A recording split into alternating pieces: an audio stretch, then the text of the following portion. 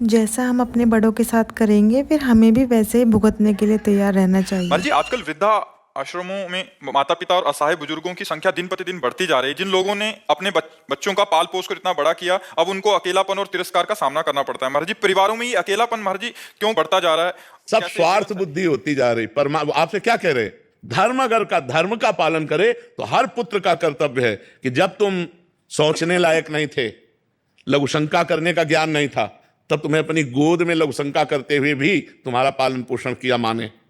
आज वही माँ बूढ़ी हो गई, बिस्तर पर शौच कर रही, अब तुम्हारा कर्तव्य है कि उसके शौच का प्रक्षालन करो, उसको खवाओ पियाओ। देखो हम कह रहे हैं अनाथालय में आप 20,000 रुपया महीना उनको भेजते रहो, तो भी जो तुम्हारा प्यार है वो उनको चाहिए। उस समय 20,000 रुपया नहीं चाहिए।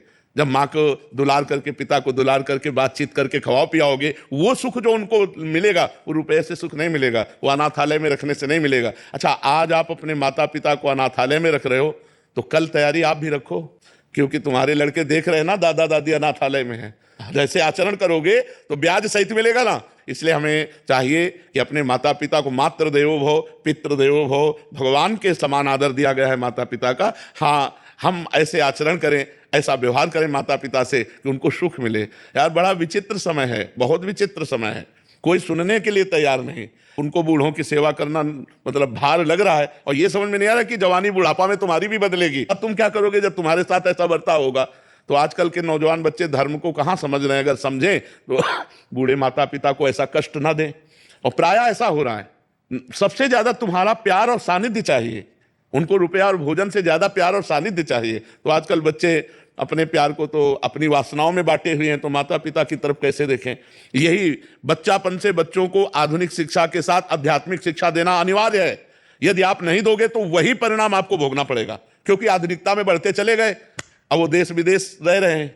अब बूढ़े माता पिता घर में पड़े, कोई पानी देने वाला नहीं, और वो देश विदेश कमा रहे हैं। अगर कमा रहे हो तो जहां तुम हो वहीं अपने माता पिता को ले जाओ।